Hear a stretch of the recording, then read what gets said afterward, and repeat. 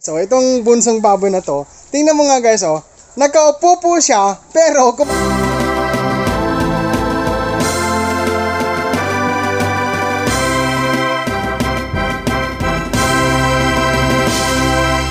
King's Vita Plus Animal Feed Supplement. Sa akin lang po ang karanasan, 23 days old na po since buying. Ayos ka lang?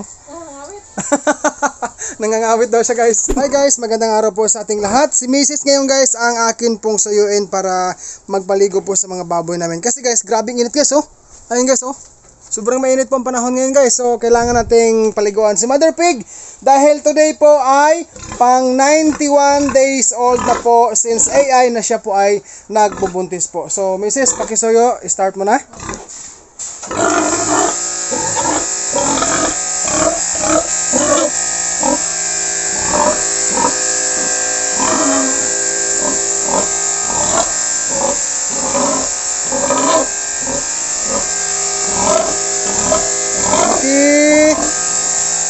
Kalma ka lang ha, kalma ka lang. Relax, relax lang. Grabe guys, ang init guys.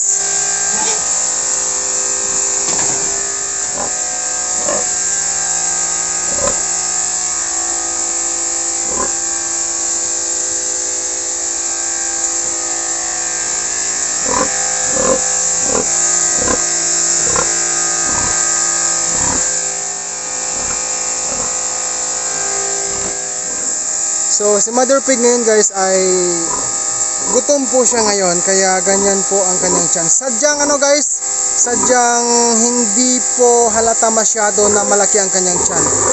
Sa akin lang pong masdan sa kanya, simula pa nung siya ay nagbubuntis sa unang pariti at pangalawang pariti. Ito ngayon guys ay pangatlong pariti na po ito ng aking saw, no? So, ganyan po ang kanyang tiyan, no? 91 days na po siyang buntis. Pero pagkatapos nating paliguan si Mother Pig, ay bibigyan natin siya ng merienda, no? Actually guys, kahapon po, pang 90 days old na buntis po siya, ay nagsimula na po akong nag-diet sa kanya. Beginners, gusto ko lang sabihin sa inyo, na base lamang po sa akin pong ginagawa sa akin pong baboy na hinabuntis, no? Sa akin lang pong karanasan guys ha. Sa akin lang pong karanasan, pagsapit po guys ng 90 days old na siya ay nagbubuntis mula pag AI, ay nagda-diet na po ako sa aking baboy na hina ito. Hanggang sa 1 day bago siya manganak guys, no? Ayan, so pwede mo nang banlawan kasi malinis naman siya. Ito na, ako na magbabanlaw.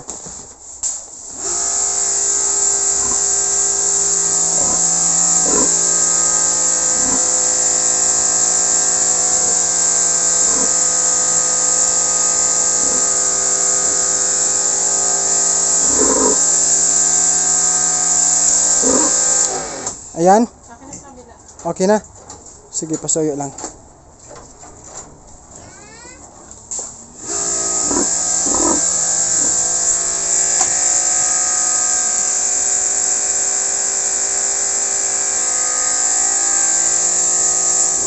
Ayan guys, so bago tayo mag-proceed sa akin pong mga fatteners, ay bibigyan muna namin si Mother Pig ko ng 1/4 kilo lamang ng gestation with mix of rice bran, no? Huwag mong kalimutang lagyan ng King's Vita Plus pala. Sa mga beginners dyan or sa mga viewers ko po na gustong gumamit ng King's Vita Plus Animal Feed Supplement, ito po ay mabibili sa mga Agribit stores nationwide. Meron po akong nilagay na link po dyan sa description sa mga nais pong mag-direct order. So dito guys sa fatteners, itong 5 piraso lamang po ay 23 kaadlaw na sukad pagpalit na ho guys, no? 23 days old na po since buying. So madungis po talaga guys sa mga baboy na to.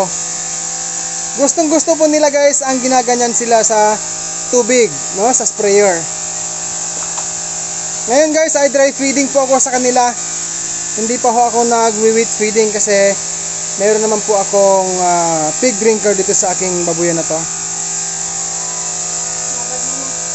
Sige, basahin mo muna ang buong katawan.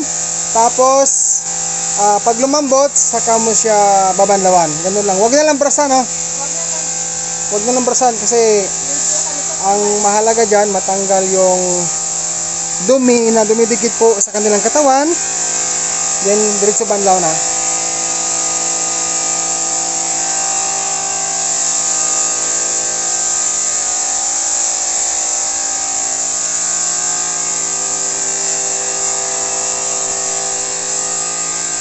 Nabasa na ba to? Basa na yan. Pasuyo nga.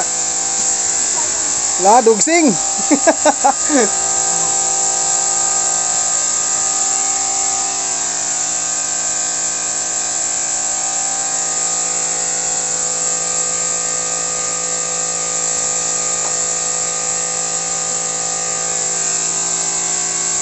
Yung bunso guys, oh. Bunsong baboy.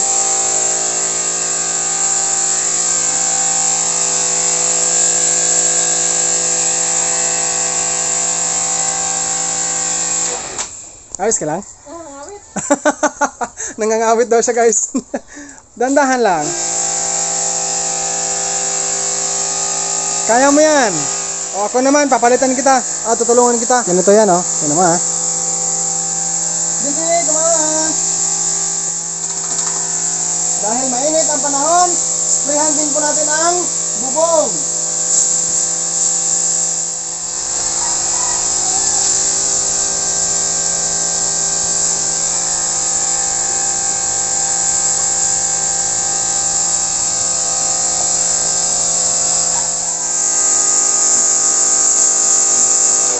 Okay. This time naman guys, magbibigay po kami ng merienda po sa aming mga fatteners na yon, no? Ito guys, kasi magana yan kumain pag tapos ligo. 1/2 kilo. Okay. Oh, wag mo kalimutan yung King's Beta Plus. Kunti lang lagay mo. Gamay lang, no? Gamay lang. Hopya. Tapos palihog taguan. Mix. Let's go. Ano ba? Abdi ka ha, kay ang mga baboy, abdi ka pa na. Basig kung araw nila. Kaana, di kainan!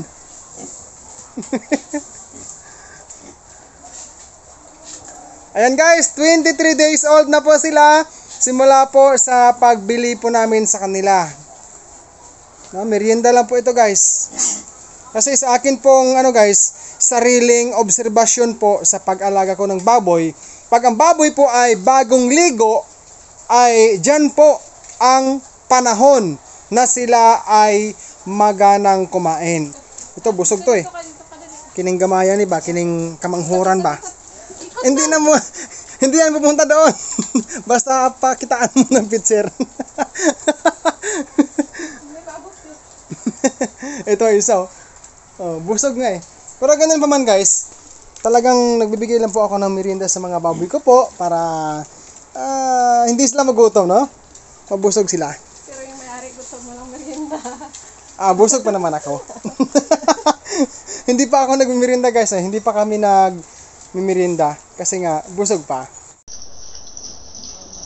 Ito naman guys ang bunso guys, itong bunsong baboy na to. Tingnan mo nga guys, nakaupo po siya pero kumakain pa rin po siya. Nasa 5 sila guys, sadyang siya po ang kakaiba dito. So guys, maraming salamat po for watching this video. Sa mga hindi pa ho dyan nag-subscribe, mag-subscribe ka na po and hit the bell ring para po updated ka sa mga bago kong upload sa simple video sa pag-aalaga po ng baboy. God bless po guys sa ating lahat.